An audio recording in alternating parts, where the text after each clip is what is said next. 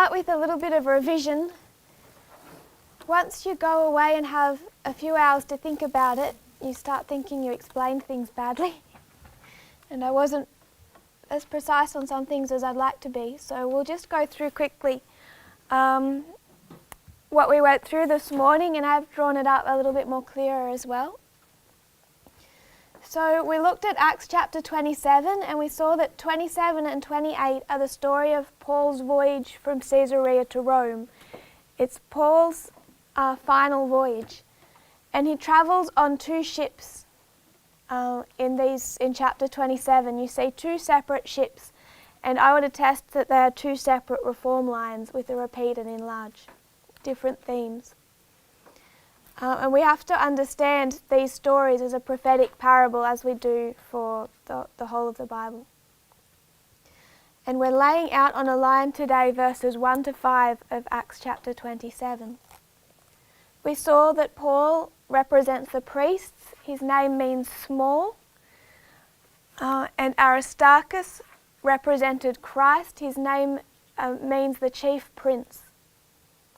Aristarchus also is described as Paul's fellow labourer and fellow prisoner.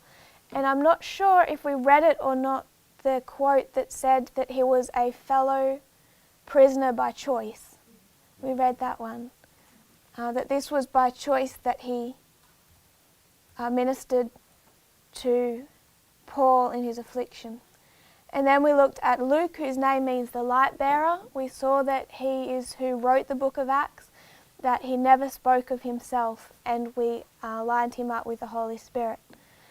So this is the story of really us as we go through a reform line, and that I find encouraging that we are not alone.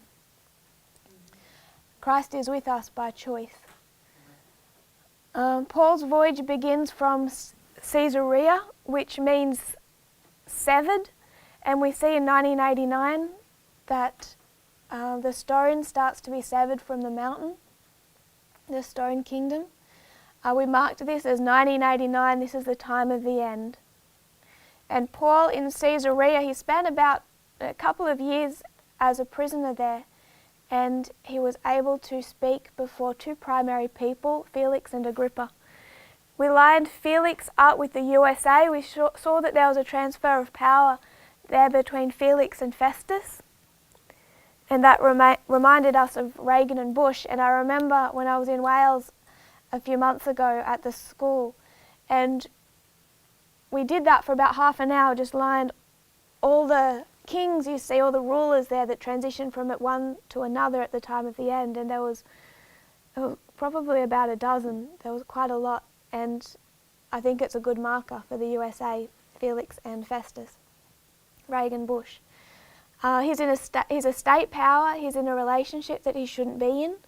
Paul presents to him in Caesarea the first angel's message, righteousness, temperance, judgment to come.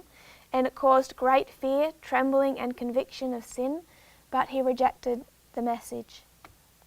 He tried to put it off into the future. Paul then speaks to Agrippa. Agrippa is a Jewish king. He's part of the triumvirate that oversee the running of the temple and appointing of the high priest. He's the fourth generation. We read that quote that marked him from his great-grandfather, his great-uncle, his father, and then himself. And we saw that in that family lineage, his fathers, all three of them, were those that killed the prophets, right back to Christ's birth. And Paul is really able to give him the same message that Daniel gave to Belshazzar, though thou knewest all this. And he could go a step further and say, I also know that you believe it. Because Agrippa was well aware of the prophecies, and that is mainly what Paul presented to him, Moses and the prophets. And Paul also says, nothing is done in a corner that you should be ignorant, or he should be ignorant of what is going on around him. So we marked the USA and the SDA conference structure there. But one thing Olivine brought out last time, the evening where I started on this line, that I also think really adds something, is to also see them on a separate scale, I suppose, on another level, that really Agrippa also has all the hallmarks of the USA. And if you remember that there are three people in company in this meeting, you have Berenice, Festus and Agrippa. And Berenice is a woman, so she's a church, and she's also married to her brother. There's an unholy alliance between her and Agrippa. Agrippa has all the hallmarks of the USA, and Festus can easily also apply to the United Nations. So in this history you can also see the threefold union. Also, Agrippa's name, as someone mentioned this morning, I hadn't seen this before, that Agrippa's name means the wild horse. And we know in 1989 Islam starts coming back on the scene. It has now been armed by the United States thanks to the war in Afghanistan. So from here we launched into our journey on the ship of Adramyttium, which means I shall abide in death. This is the death ship. And it's a bit of a discouraging ship, which makes me a bit sad we won't do the other ship because it gives the opposite view of the spectrum. But I just like to have a quick look at this idea of abiding in death. If you'll turn to Deuteronomy 30:19, I just want to expand on it slightly. And if you've had any thoughts on this, please speak up, because I'm still looking into Deuteronomy 30:19.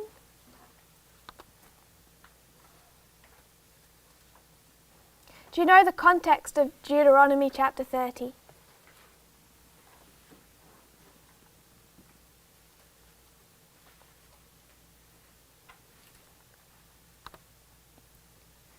In Deuteronomy 29, God is trying to renews his covenant with his people. In Deuteronomy 30, 30 verse 1, he mentions the blessings and the cursings. And we see down in 19, again, I call heaven and earth to record this day against you, that I have set before you life and death, blessing and cursing. Therefore choose life, that both thou and thy seed may live.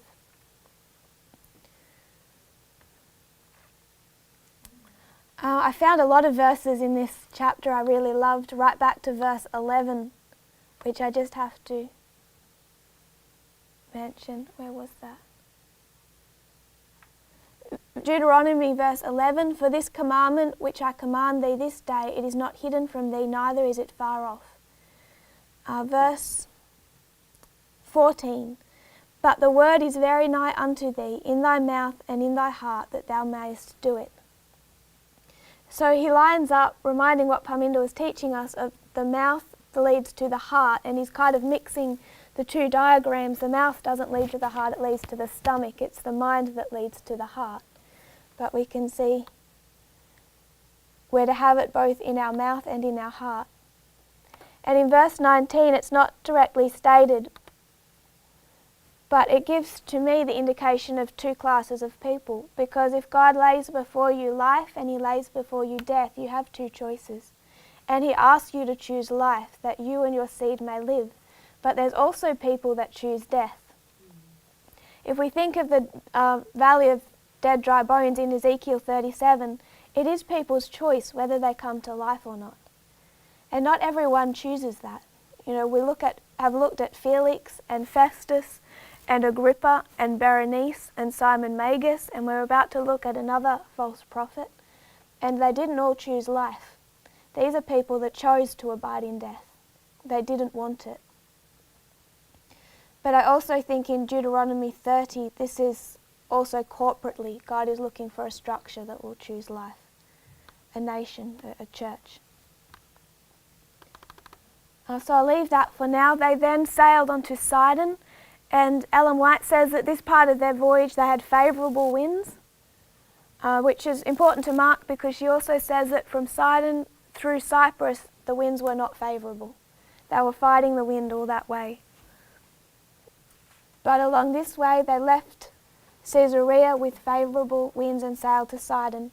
And Sidon and Zidon are the same city. I wanted us to remember that. And Sidon means to lay in wait for game as a hunting technique. And we mark that as a type of tarrying. It is an oasis to Paul, a body of water in a desert which gives him strength for the whole rest of his voyage, which in the context of chapter 27, if you mark the second voyage as well, goes through the close of probation, the final close of probation. Sidon is also the fourth generation. From Noah, where God started again, you had Noah, Ham, Canaan, and then Sidon. He was the firstborn of Canaan. It is described as what replenishes or raises up Tyre to ascendancy, and one of the words that it marked for the meaning of replenish is to consecrate, to make respected. And then we also drew out the threefold powers that we saw repeatedly illustrated with Sidon. It's usually mentioned in connection with the other two. And we saw Tyre and Zidon Isles, Tyre, Zidon, coast of Palestine.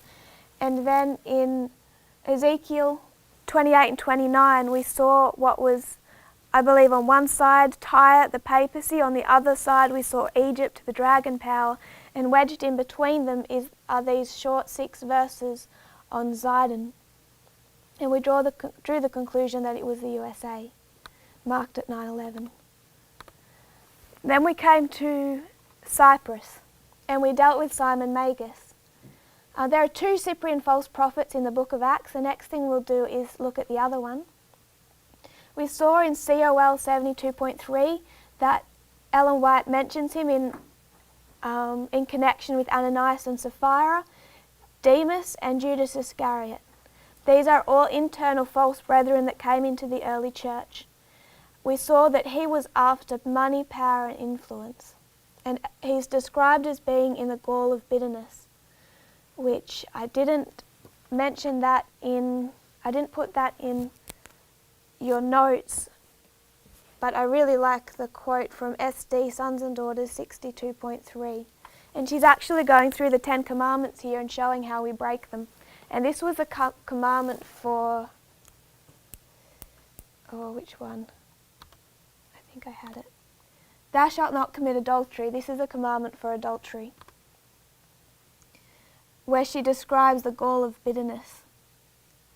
And it's the secret chambers of the heart.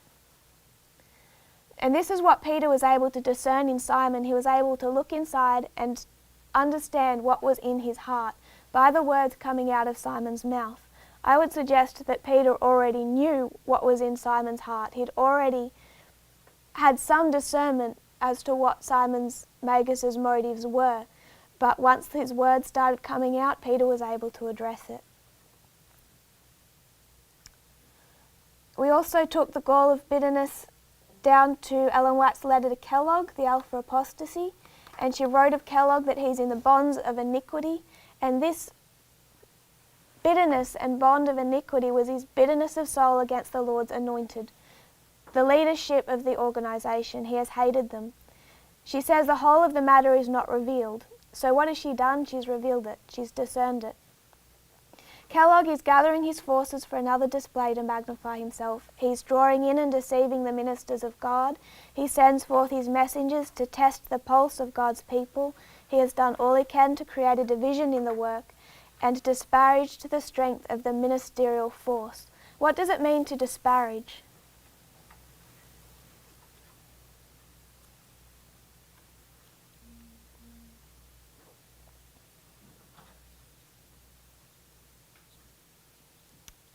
To disparage the strength of the ministerial force. So he's taking on the ministers, the leadership.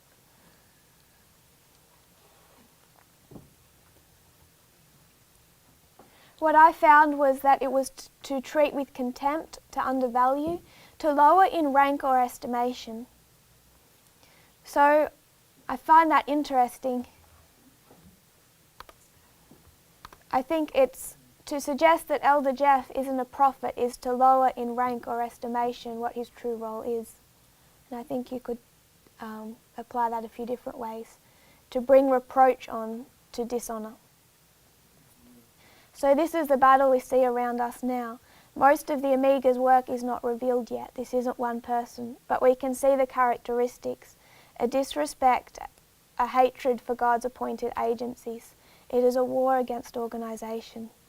And these people do not just leave the movement or fade out and then leave it alone like Simon Magus.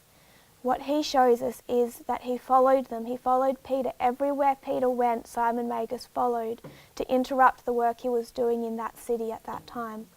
Finally, he drew in the respect and friendship of Nero and influenced Nero to persecute Peter, and this is what resulted in Peter's death.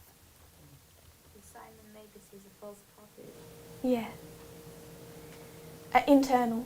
Cyprus also means fair, no spot. So we see the true and the false are clearly divided. And we also have contrary winds over this period. They sail under Cyprus because the winds were contrary. And we know that contrary winds mean what? It's not just one wind. There's more than one. And what do they represent? Strife, distress of nations, warfare. So we'll move on to our second Cyprian false prophet, and this is in Acts chapter 13, 6 to 12.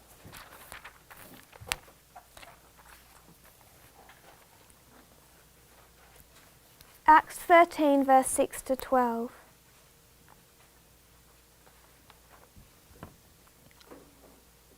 I'll read verse 4. Chapter 13 of Acts.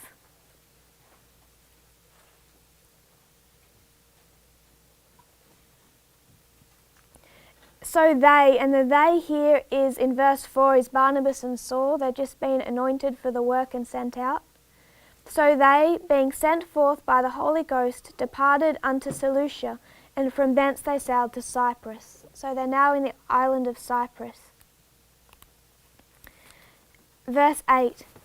But Elymas the sorcerer, for so is his name by interpretation, withstood them, seeking to turn away the deputy from the faith. Then Paul, who also is called... verse 6. Verse 6. And when they had gone through the isle unto Paphos, they found a certain sorcerer, a false prophet, a Jew, whose name was Bar-Jesus, which was with the deputy of the country, Sergius Paulus, a prudent man, who called for Barnabas and Saul, and desired to hear the word of God. But Elymas the sorcerer, for so is his name by interpretation, withstood them, seeking to turn away the deputy from the faith. So in Cyprus you can also mark Bar-Jesus.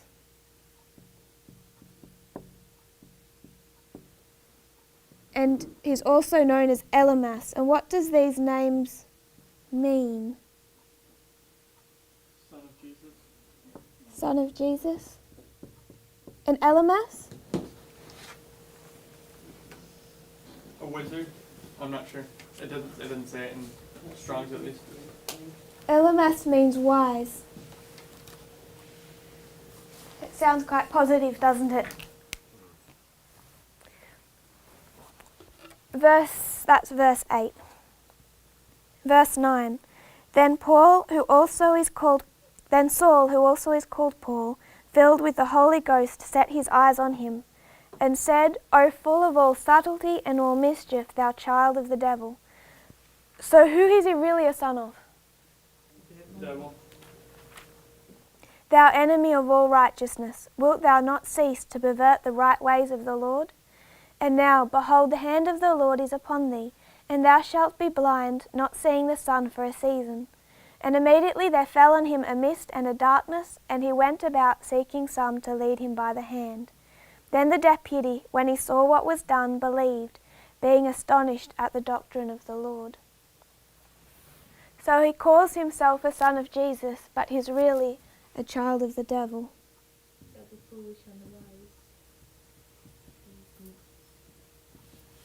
I would suggest that this is Laodicea. In Revelation 3:17, we don't have to turn there because I'm sure you know it. Because thou sayest, I am rich and increased with goods and have need of nothing. So how does he see himself? Wise, wealthy. How is he? Wretched, miserable, poor, blind and naked. There's a quote in your notes, if you still have them, from 12, quote number 12. And this is a vision Ellen White had. And I'm mainly picking up the blinding of Elimas. She says, "In the night I thought, in a room but not in my own house. I was in a city where I knew not, and I heard explosion after explosion. I rose up quickly in bed and saw from my window large balls of fire. Jetting out were sparks in the form of arrows, and buildings were being consumed. And in a very few minutes the entire block of buildings was falling, and the screeching and mournful groans came distinctly to my ears. I cried out in my raised position to learn what was happening. Where am I, and where are our family circle?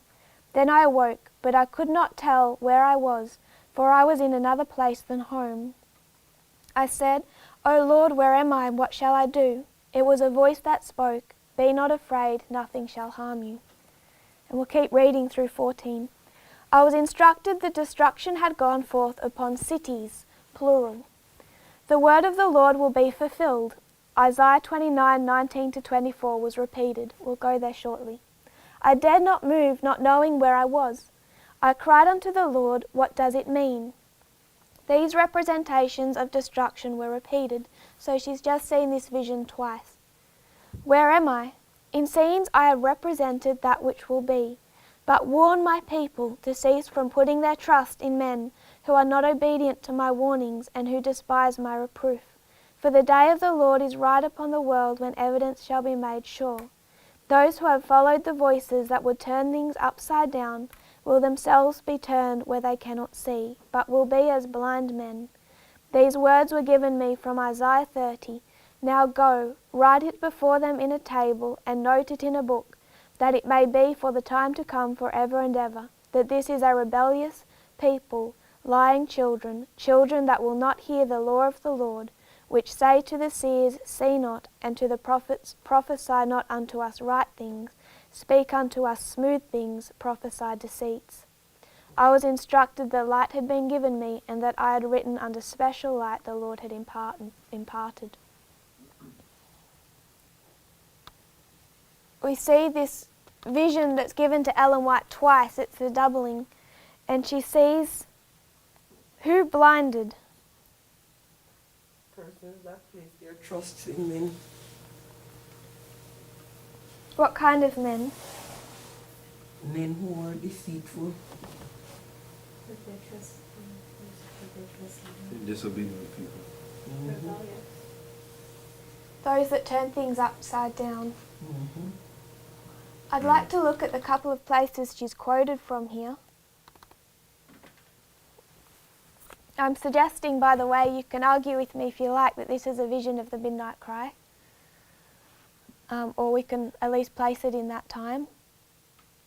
And she quotes from Isaiah chapter 30. If you turn to Isaiah, it's not included in this passage, but she's given the words from Isaiah 30, 8-15. And we won't read it all for time. Isaiah 30.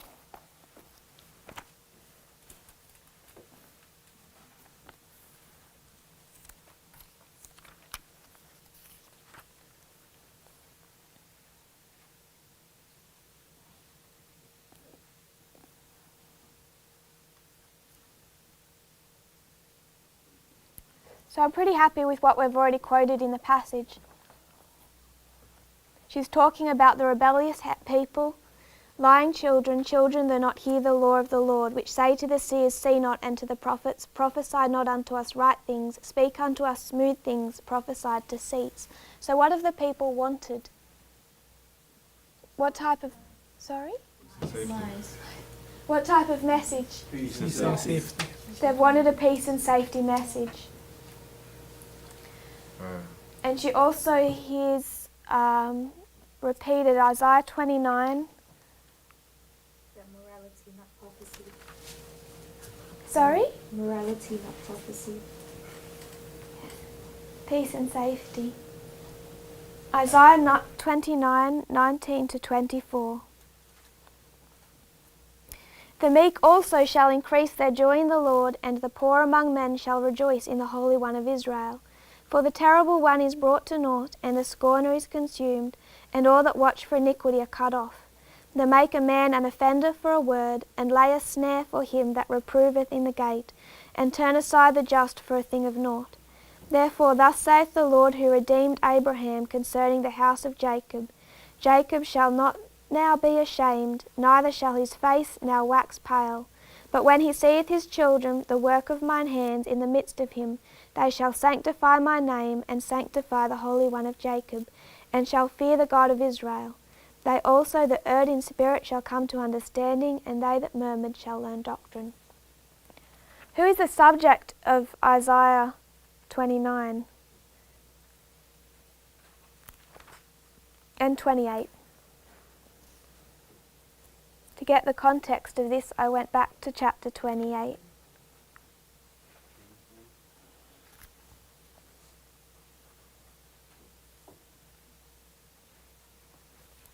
Can't find all my verses for that. Sorry.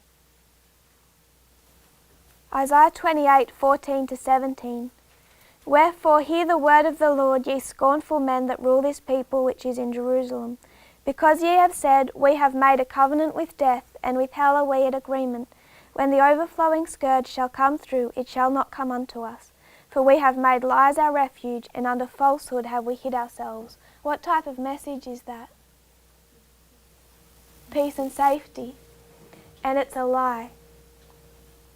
Therefore thus saith the Lord God, behold, I lay in Zion for a foundation a stone, a tried stone, a precious cornerstone. I would suggest here, was Elimas ever part of the movement?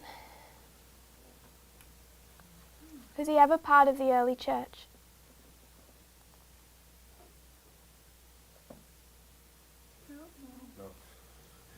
He never joined.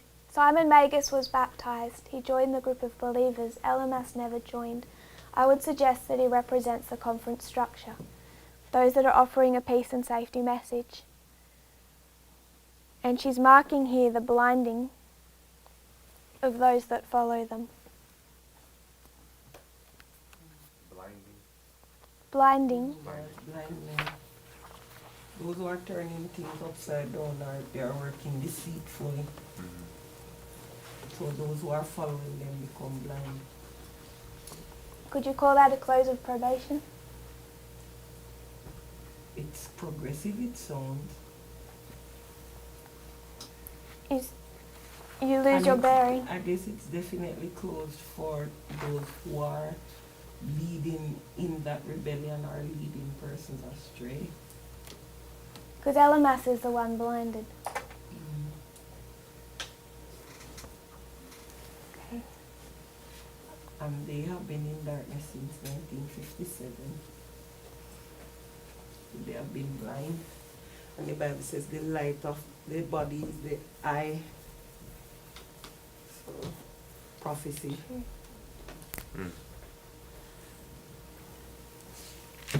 Does anyone have any other thoughts to add? No? Okay. After they leave Cyprus, we'll reread the verses again. Back in Acts chapter 27.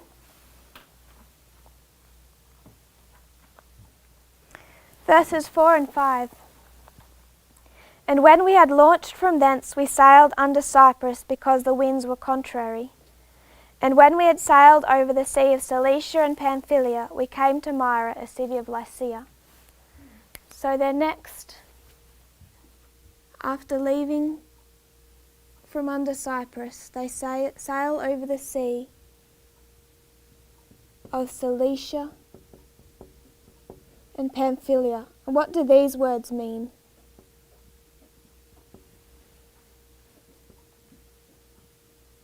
Cilicia means to overturn. And Pamphylia means a nation made up of every tribe.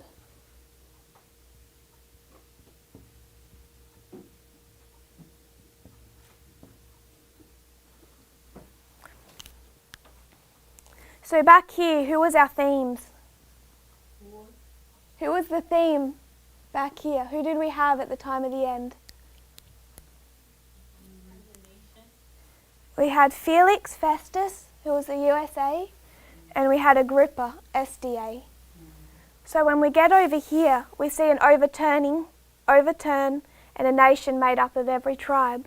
So between midnight cry and Sunday law, you should see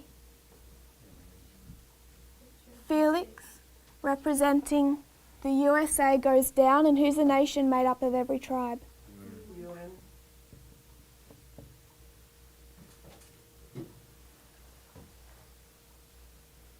What about Agrippa? Same. SDA goes down, and what happens between midnight cry and Sunday law? Church triumphant. Going in prominence. Do we see the two sticks being joined? So do we become a nation made up of every tribe? We see all 12 tribes joining between midnight cry and Sunday law.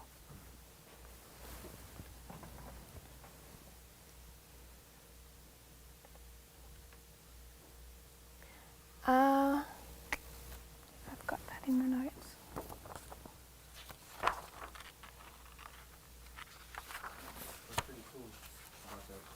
Pamphylia. Pamphylia. Yeah, of every tribe. A part of the definition, it shows how it's surrounded on north, east, south, and west as a part of the definition by different nations. Okay. It says the province of Asia Minor, bounded on the east by Cilicia, on the west by Lycia and Phrygia Minor, on the north by Galatia and Cappadocia, and on the south by the Mediterranean Sea. So just thought it was interesting. It describes what you're saying. Yeah, for real. Interesting. The strife. Every tribal that is heterogeneous. Pamphylia of every tribe. I'm sure there's more to that.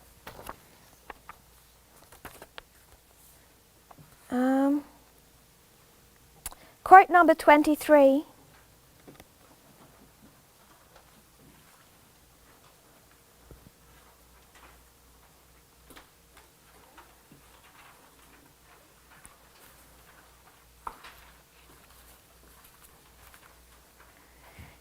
The Creator has given abundant evidence that His power is unlimited, that He can establish kingdoms and overturn kingdoms. He upholds the world by the word of His power. He made the night, marshalling the shining stars in the firmament. He calls them all by name. The heavens declare the glory of God, and the firmament showeth His handiwork, showing men that this little world is but a jot in God's creation. So who establishes kingdoms and overturns kingdoms? Because what happens at the midnight cry? What The United States being overturned. What does the United States do at the midnight cry? Make a Sunday law. So Begin first the Sunday fall. law. First Sunday law. So it has to be followed by judgment. Yep. And quote number 24. The Lord will work to purify His church. I tell you in truth, the Lord is about to turn and overturn in the institutions called by His name. Just how soon this refining process will begin, I cannot say, but it will not be long deferred. He whose fan is in his hand will cleanse his temple of its moral defilement. He will thoroughly purge his floor. So God also does the same to His church. After this part of their voyage, they finally land in Myra, and this is the end of this ship. They get off the ship of Adramyttium here. And what does Myra mean?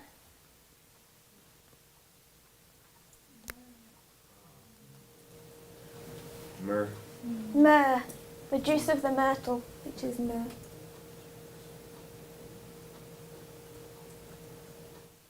And myrrh is a symbol of?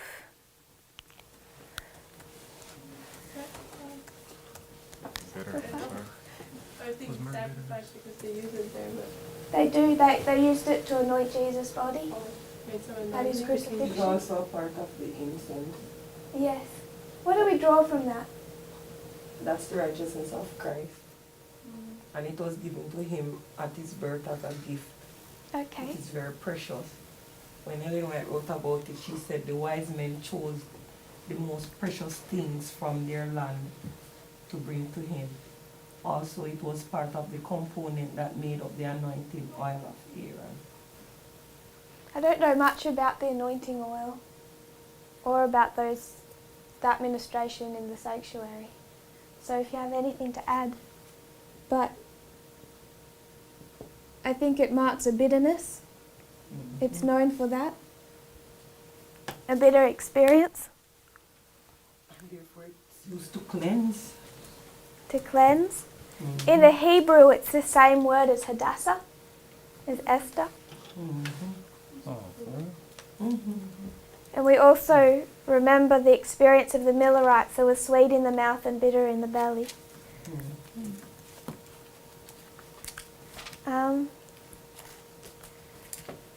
That's all I had for that reform line. So in our remaining time, I thought we would start on our next voyage, and we won't get far into it.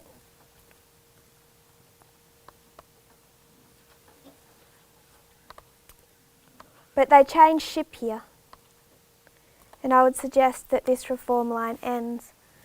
Do you mind if I wipe it out? Ah, I forgot something. One last thing to add.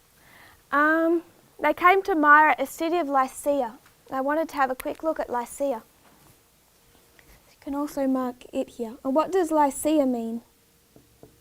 Maybe there was something I was forgetting.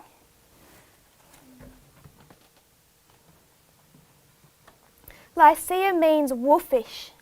A wolf, metaphorically, of cruel, greedy, rapacious, destructive men. W-O-O-F. Sorry? W-O-O-F or W? O-L-F. W-O-L-F. Oh, wolf. Wolf. Wolf-like. Okay. Cruel, greedy, rapacious, and destructive. Who in this history was cruel, greedy, rapacious, and destructive?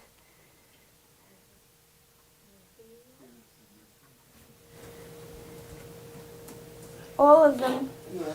In fact, they say Berenice was worse than her brother. She was known to be one of the worst. I have a question. Yes? In the book of Ruth, chapter 1, verse 20, she says, "Call me not Naomi, call me Mara, for the Almighty hath dealt very bitterly with me." Is it the same as that which you have on the board? It's known for its bitterness. But symbols have more than one meaning, and Lycia has a secondary definition. White. White, light white. And in the Thayers, if you look up the Thayers for that G3022, in the Thayers, light, bright, brilliant from whiteness. And down the bottom of its definitions, it'll say of the whitening colour of ripening grain.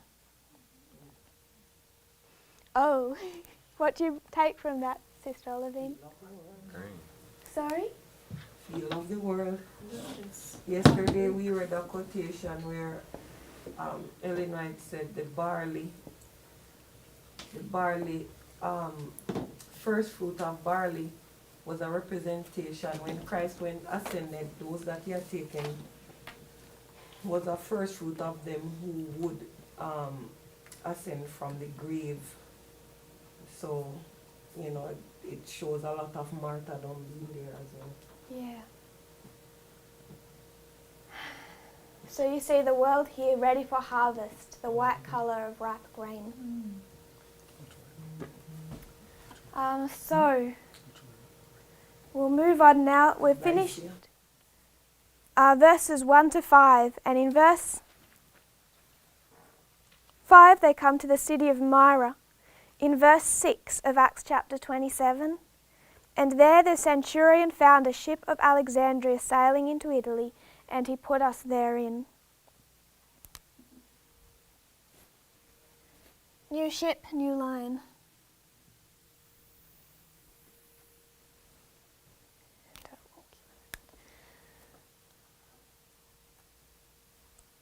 Starting from verse 8. And hardly passing it, this is Salmoni, came unto a place which is called the Fair Havens, nigh whereunto was the city of Lasea. Now when much time was spent, and when sailing was now dangerous, because the fast was now already past, Paul admonished them. So what's happened here is they've entered a new ship, they've sailed, and they've set up camp for a while in the harbour of Fair Haven, whereunto is the city of Lasea. It's a harbour near the city, and they stay here for a while. And it's tempting to stay for all of winter because the fast is the 10th day of the 7th month. And after the 10th day of the 7th month, it's not generally safe to sail in that area. And Paul admonishes them in verse 10. Paul admonished them and said unto them, Sirs, I perceive that this voyage will be with hurt and much damage, not only of the lading and ship, but also of our lives. So Lasea. What does Lasea mean? It has two meanings, and I had to dig a little for this one because it was harder to find. Shaggy. If you look up Hitchcock's definition, with shaggy it's referring to hair, thick hair, but it also means something else. It means thick and wise.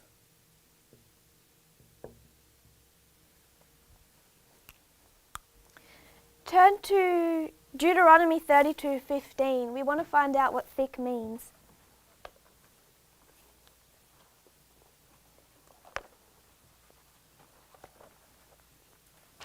Deuteronomy 32 verse 15.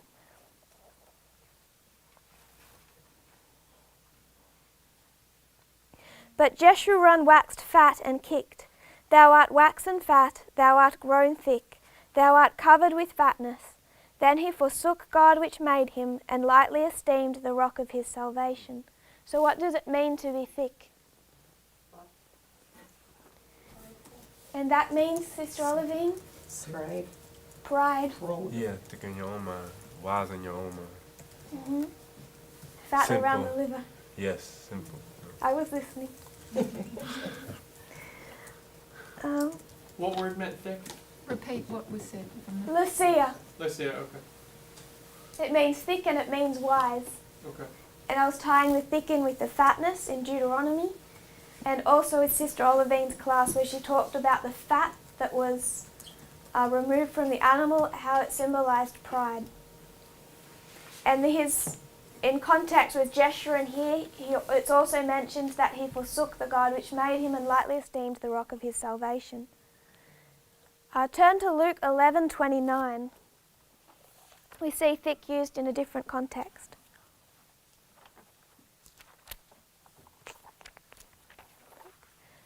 Luke 11:29.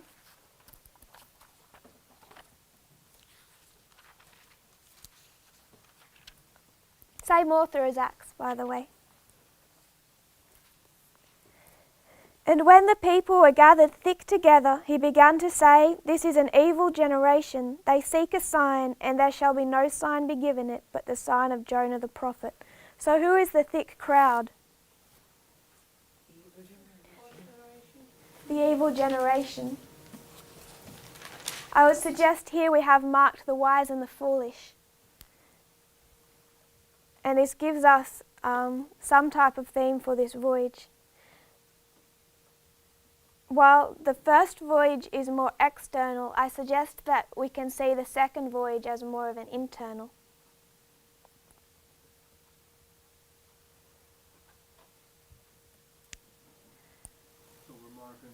Let's see at 9/11. Time of the end. Uh,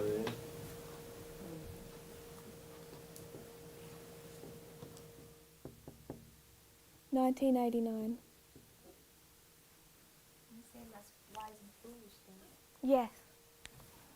The wise and the thick. And Paul admonishes them here in Acts, back to Acts 27.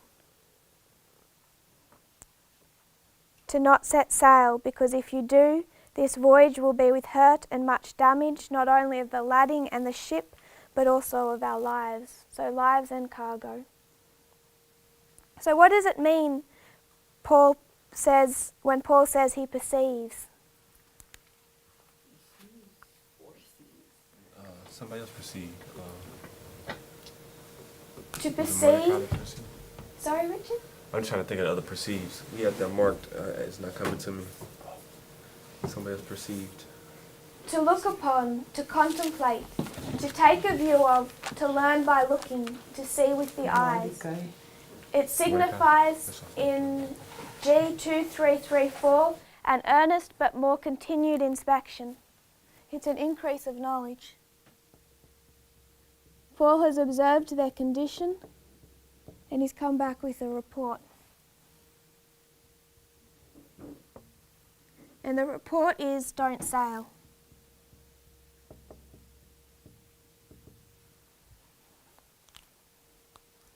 But do they listen to him?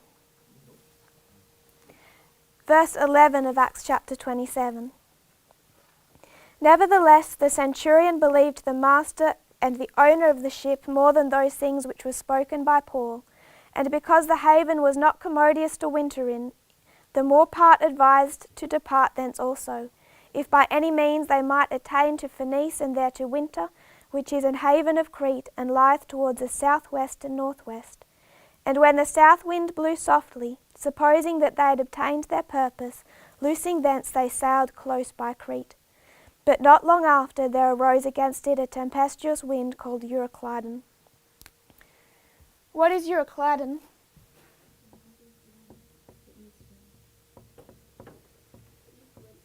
Euroclydon is the east wind. And I want to, while we're looking at that, also mark this as a south wind.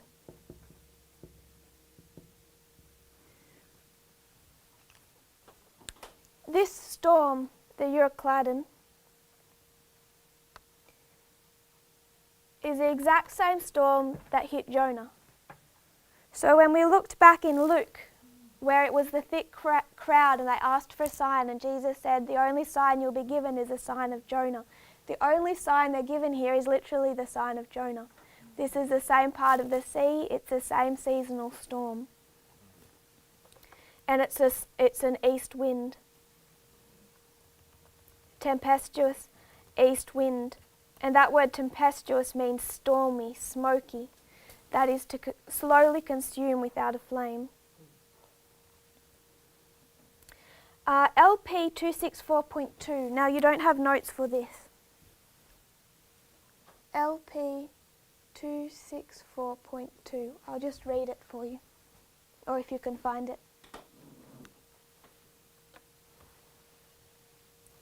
The centurion decided to follow the judgment of the majority. Accordingly, when the south wind blew softly, they set sail from Fair Havens, with the flattering prospect that a few hours would bring them to the desired harbour.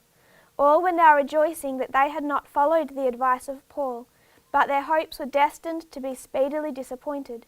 They had not proceeded far when a tempestuous wind, such as in that latitude often succeeds the blowing of the south wind, burst upon them with merciless fury. From the first moment that the wind struck the vessel, its condition was hopeless. So sudden was the blow that the sailors had not a moment in which to repair, and they could only leave the ship to the mercy of the tempest. I would mark this as 9/11. And who's the east wind? Islam. But what precedes the east wind? The south wind.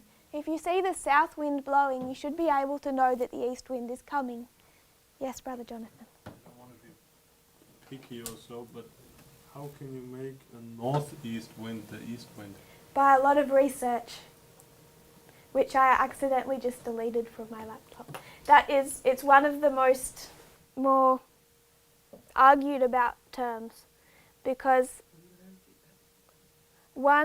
it's actually a hybrid between Greek and Hebrew.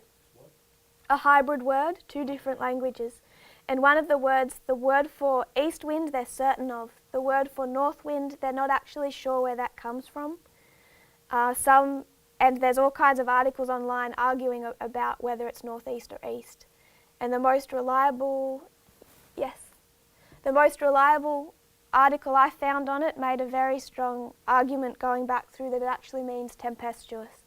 So it's a cyclonic east wind. My definition is Greek 2148, and it is from EUPOEUROS, the east wind, and 2830, a storm from the east, and then in bracket it says or southeast, but all of it says the east wind, a storm from the east, and then it says in modern phrase a levanter, and I don't know what that is. Because the modern word for it is levanter, and levanter means straight east wind. The modern word for it doesn't include the north. Yes, Brother Tyler? I was gonna say the same thing. I was gonna read that same definition. Okay, And that's just the Strong's. okay. So I did, Again, I don't want to be picky, but it says, if you take the definition from Strong's, it says an east wind or southeast wind. So now we have from north-south to Mine and doesn't northeast include to southeast. That's 90-degree angle. Two different versions. But if you say like you found an article that says or gives logical reason why it's an east wind, that's fine. if I remember correctly, you can divide the word down here. And this part means east. And Clyden, they're not really sure which word that came from. The article argued that Clyden is cyclonic, and that they made a pretty solid argument, but I don't think it would worry me too much. Yes, Brother Richard? Just wondering, maybe it's a total aside, you don't have to deal with it, but what does the south wind mean? South wind? What does it mean? Like, what is it? I just find it interesting that Ellen White says that the east wind, such as in that latitude, often succeeds the blowing of the south wind. And who's king of the south in 1989? Because who strikes at midnight cry? Oh, sorry, America. The east wind. Yeah, Islam strikes at midnight cry, doesn't it? yeah, So at midnight, who should you see? yeah. So at midnight you have the south wind again, and then at the midnight cry the east wind again. South and That's east. So if you see Russia, you should see Islam, not in the too far distant future. Amen. So that's why, okay. So you see them in 1989. Yeah. They don't necessarily, but it's some strife with the south wind, you're saying? And then that's what The you see Cold War. 9/11. Yeah. And Afghanistan. My definition I use the olive tree app, and Okay. it is EUROS, means the east wind.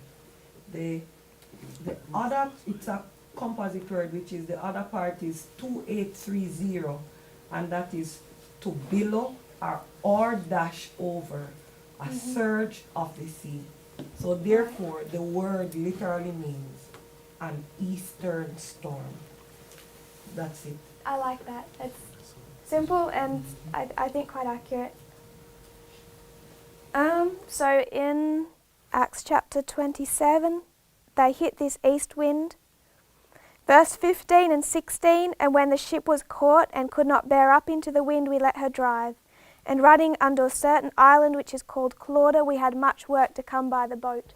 That boat is the lifeboat. They have to get back into the vessel. And that island, what does Clauda mean? Meaning of the word Clauda.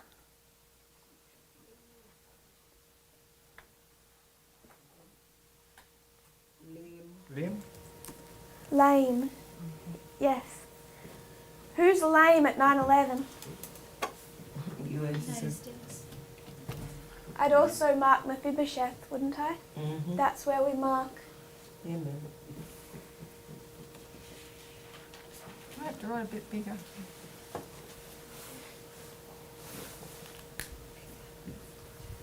Why is the United States again named as 9/11? I think he said this was internal. I wasn't thinking of the United States, so if someone wants to explain. Wasn't his foot? Oh, the donkey. Yeah, That's when I cry. that's what I Is it? But is it one place that it went, that he crushed his foot? Yeah, Just it's once. midnight class. Only at the midnight cry? He just turned out of the way at first. Oh, he's turned out of the way? Yeah, 9/11. Thank you. Hey Tess, Yes? I haven't been able to find it yet, but on 9/11, they hit from all directions. Not only the towers, you have other directions they hit. I don't know what directions they were, Oh, There might be what something. towers, what Yeah. direction they Yeah. went? because they went from this direction, and another direction, because they went Okay. over to the Pentagon. So there Right. might be some correlation there. Yeah, because there's quite a few directions marked, even Yeah. in the harbour they're talking about. That's Okay. contrary winds. Mhm. Yeah. Huh? The contrary winds, Yes, each direction. yeah. Brother Richard? Trying to string something together for Mephibosheth, but if he was Saul's son and he was lame, so showing leadership, so within the church and things like that, I mean, Saul dies there. But when you think about Zacharias, how he struck dumb, I don't know if you could correlate that to lame or not, but it is a person that's unable to function in that capacity. Yeah. So see that with Zacharias and Mephibosheth. Look up Proverbs 26:7. This might give you some more ideas. And I found this not long ago. I'm still not sure what I think of it, but I really like it. For the depth of meaning I think you would find in it. Proverbs 26 verse 7. The legs of the lame are not equal, so is a parable in the mouth of fools. Would someone like to reword that for me? What do you get out of that? They have no message. They have no message, because what's parables to us? Prophecy. Prophecy. And what is it to the lame? Not equal. Yeah, their lines are not. That word for equal means weak. Those lame legs, they won't hold you up. They don't trust parable. And then Parable what teaching. the legs and the feet are connected, aren't they? Mm-hmm. Slack, feeble, weak, loose. To halt. That's the foundation, right? Sorry? The legs. I'm just looking at the image. And the word parable means superiority. And it also derives from have, make, or to have dominion, to reign. Right. Leadership. Our feet carry the gospel. So if you're lame, you can't carry the gospel. Connects You the can't feet run, to the you body. can't walk. Yeah. Yeah. Right. I just want to do one more thing here, and then we're going to skip a little. And that's Acts chapter 27, verse 17. Acts 27:17. Which when they had taken up, this is the lifeboat that was trailing behind, they used helps, undergirding the ship, and fearing lest they should fall into the quicksand, strake sail, and so were driven. This word undergird, what does it mean to undergird?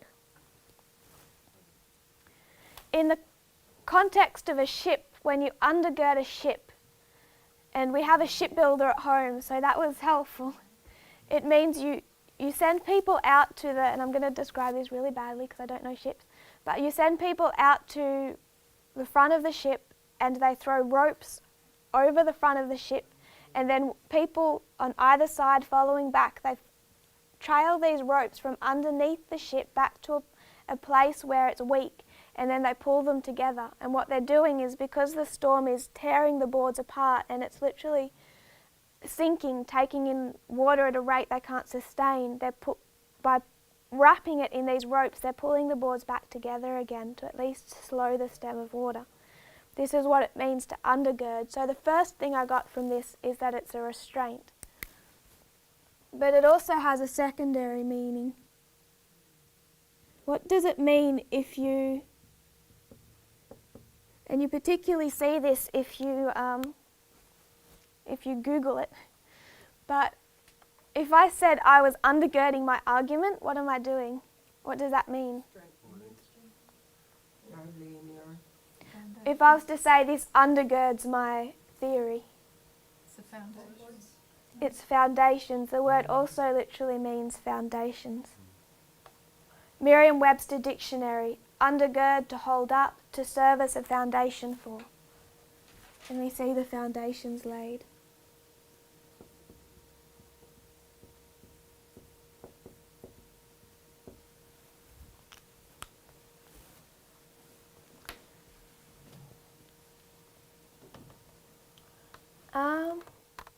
So do you have anything more to add on that, or I'm going to skip a little?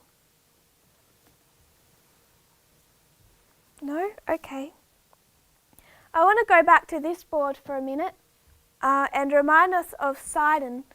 And what I want to pull up from there is chapter 27, verse 3. And what I put on the board, and none of you picked me up on, was the 273. So here we've marked 9/11. I would suggest that Acts chapter 27:27 is the midnight cry, if you want to read that, Acts 27:27. But when the 14th night was come, as we were driven up and down in Adria about midnight, the shipmen deemed that they drew near to some country. 27:27. Midnight cry. And I'm doing this also in context with the rest of the passage, but I just want to make a point. If you go over to verse 39, and when it was day they knew not the land, but they discovered a certain creek with a shore, into the which they were minded, if it were possible, to thrust in the ship. And then it gives from 40 to 41 a detail of the shipwreck. And I would mark that as Sunday law.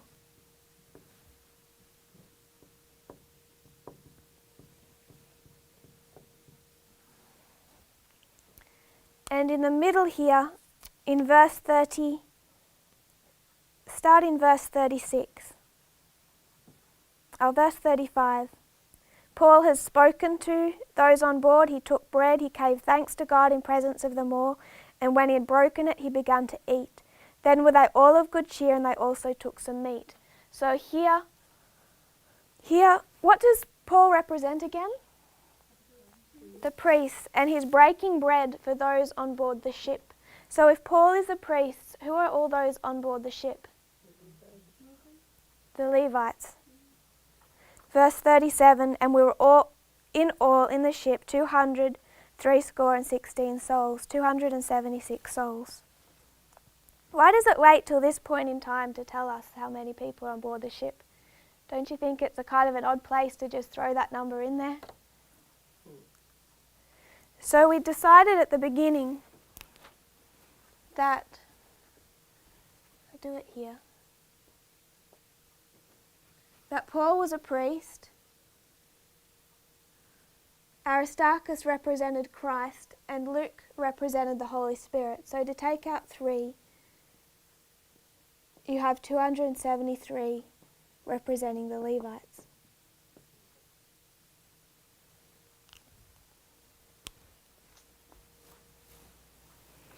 And I wanted to mark 27 verse 3 as 9/11.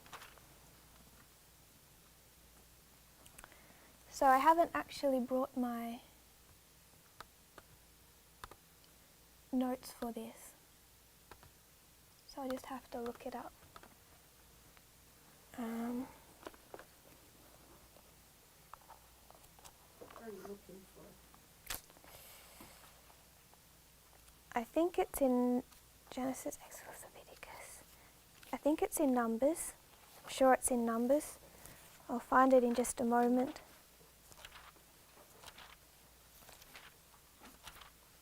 It's where I took you to last time. We did look at this. Numbers.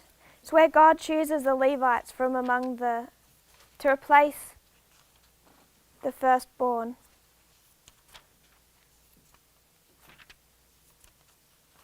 Got it. Numbers chapter 3.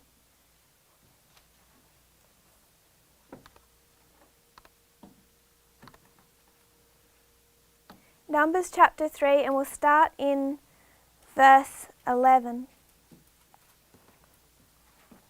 And the Lord spake unto Moses, saying, And I, behold, I have taken the Levites from among the children of Israel, instead of all the firstborn that openeth the matrix among the children of Israel. Therefore the Levites shall be mine. Verse number 15. Number the children of Levi after the house of their fathers, by their families. Every male from a month old and upward shalt thou number them. And Moses numbered them according to the word of the Lord as he was commanded. And then he lists all the families as he numbers them. And go over to verse 39.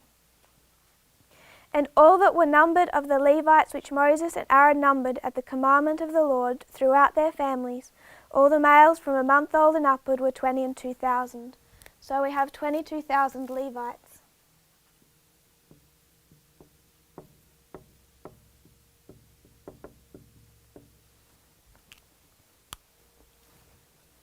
Verse 40.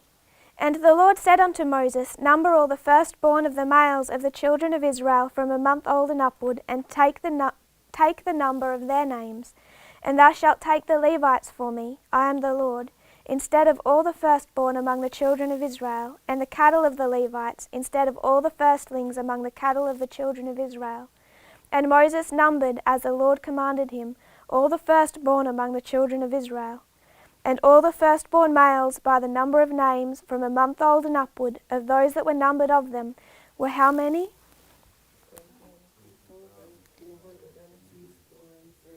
22,273 firstborn.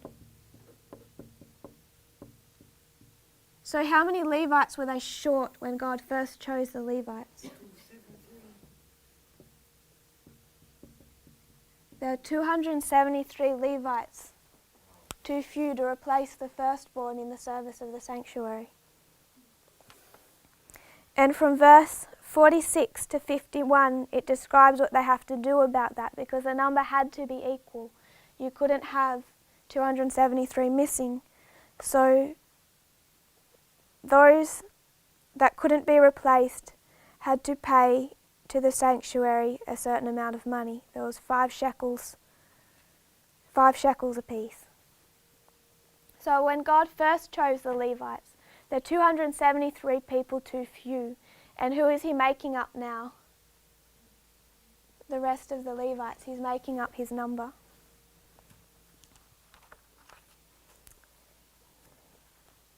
And we won't go in it for time, but I will read it quickly. It's a number you find more significance in than just that. I think that's scratching the surface. But even to look up Psalm 27 verse 3. Though an host should encamp against me, my heart shall not fear. Though war should rise against me, in this will I be confident. I think you can find it throughout the scriptures. But I believe that God's showing us that he's making up his final number in this time period. Which one of the false prophets did he tell you read like Found among the lot, son of Magus. Magus. Yeah. You won't be numbered with God's people. Yeah.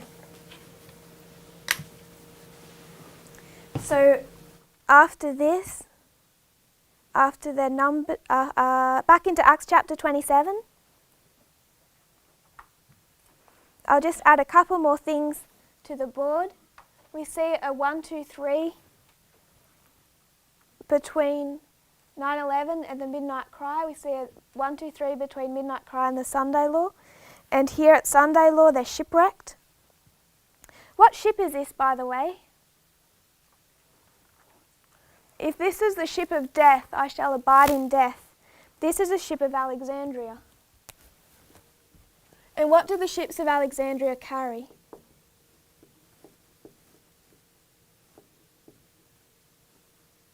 What is Alexandria known for? What do they do for Rome? They feed Rome because Alexandria is the wheat store for the Roman Empire. So this is a wheat ship, and it'll be carrying the last wheat harvest. So I would suggest that God's answer to this ship is this ship. And when they were all escaped, chapter 28, this is after shipwreck.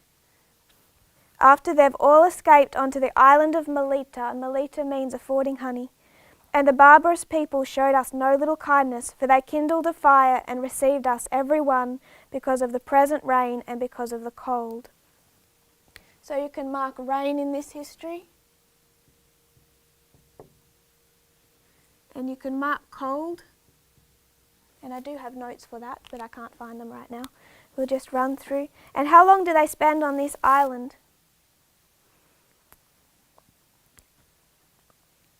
Verse 11, and after 3 months, they spend 3 months on this island.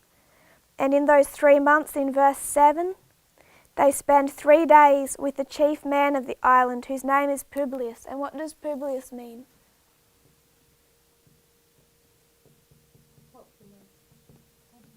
Public. It's here that Paul gets bitten by the serpent. Public evangelism. They go to the public. Who do you think the Barboa's people are? Maybe the Gentile workers are going to supply them. The Gentiles. Because you can mark Paul, and then the 273, and then those on the island. There's 3 groups of people marked in this story. So I would say 11th hour workers. And I find it interesting. When they're originally shipwrecked at Sunday Law, Ellen White says that they're divided into 2 groups. There are those on board the ship who've believed Paul, and there's those that haven't. So when they're shipwrecked, some gather around Paul praising God, and others separate themselves and they stand in 2 groups on the shore. And I've made it too big to mark that. But at close of probation, they leave on another ship, the final ship, and it's called Castor and Pollux. So here you have 2 groups, one praying to God,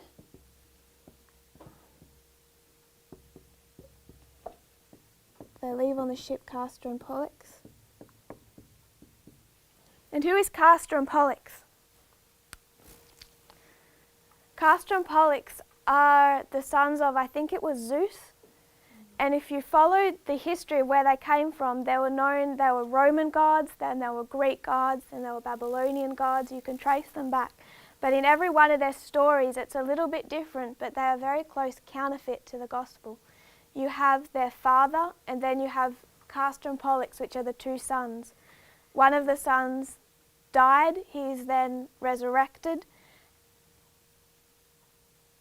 First, one of them becomes a man. He becomes a human, the other one stays a god. The human dies, and the other pleads with the Father to resurrect him, and he's resurrected back to life.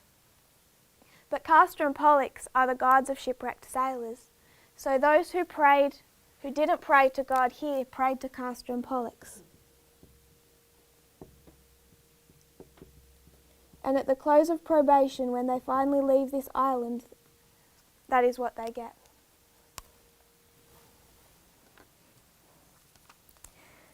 And after they leave the island, they go among brethren and they stay there 7 days on their way to Rome. So you can also mark a 7. So that's a run through of the second journey. There's a lot more in it, but I'm going to finish up now for time. And because I didn't prepare this, I didn't know we'd get through quite so much. But any final thoughts? Gathering of sticks in verse 8. Yes. Oh, in verse 8? 28:8. The gathering of 3. 6 verse 3. Sorry, yeah. What is Paul doing there, by the way? What is Paul doing in verse 3? Yeah, sorry. He's binding off bundles. That is Paul's work, and throwing them into a fire. And a viper comes out of the heat and fastens on his hand. But can Paul die? This snake cannot kill him. Yes, Brother Larry? See, you have a pretty empty space there from midnight cry to Sunday law. Does 29 fill in the gap there? 29. No, I'm talking about chapter 29. Have you looked into that, or? Chapter 29. No, you just haven't done all of chapter 27.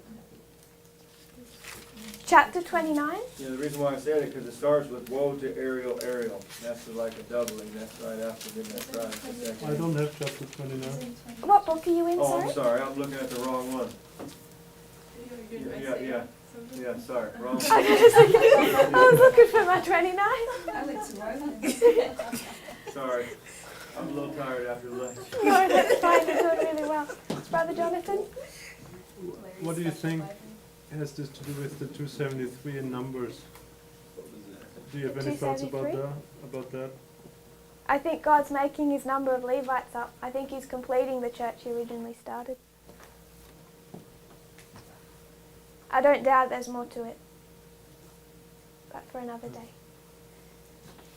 What do you think? I don't know. I just know from my personal study about Numbers that the list is long, but I didn't look at the list yet. The But list it- of numbers? Hmm? The list of numbers?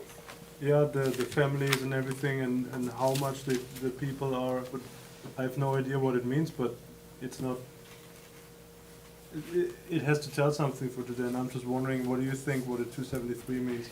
Or that there are 273 more firstborns than Levites? I think it takes you to 273 BC and an alliance with Egypt and Rome. The very first time Egypt and Rome form a diplomatic alliance is in 273 BC. But that's a separate study. Okay. Yes? I was just going to say I like the shipwreck on the Son-in-law because it reminds me of the vision Ellen White had about the Omega with the shipwreck. With the ship hitting the iceberg. Yes. And she has a quote where she says there are turning points in the history of nation and churches, and there is light given at that point, and if that light is not received, shipwreck will follow. So you have a ship which actually will prevail and hit the iceberg, but you have a different ship which will come to a shipwreck, and it's like the Son-in-law. There's one thing I'm still trying to get my head around with this line, is that only half of the ship is destroyed. Half of the ship is fine, if you read the chapter. The front end sticks fast. Only the end is wrecked. Well, the half the ship is not working. No, half of the ship is not working. Half of the ship gets decimated. But I didn't read an Ellen White quote where she says this is a good ship. This good ship is battling with a tempest. And while this is the ship of death, I would suggest that this ship is something very different. And I think it's a movement. And they So were that's the told ark, to huh? stick with the ship, weren't they? People Yes, tried listen to get on Paul. that lifeboat and escape the ship, and Paul cut that rope. Yeah. You are not allowed to leave this ship. So the church seems to fall, but it doesn't. It seems to fall, but it doesn't. It gets pretty flattened, but it doesn't. It doesn't fall, because I can think of no other reason Ellen White would say this good ship, because you couldn't say that about anything else in this time period. If you will kneel, we'll finish in prayer. Dear Father in heaven, thank you for your lines of history. Thank you, Lord, that in a world that's being so shaken and overturned, we have a firm foundation. I pray that this won't just be head knowledge, Lord, but it'll prepare each of us, Lord, in our lives, that we will take these things seriously and prepare for what is coming. I pray that you will strengthen us in our weak points, Father, in our indecisions, that we will put our will on the side of you and remain firm. May we not forget what we've learnt the last couple of months. I pray that we won't try and escape this ship, Lord, but that we will trust you and trust what you're doing. Please bless our evening, bless our fellowship, Lord, as we go off to prayer meeting. and be with us and our associations with each other, Lord. I know you want a united church. I pray this in Jesus' holy name. Amen.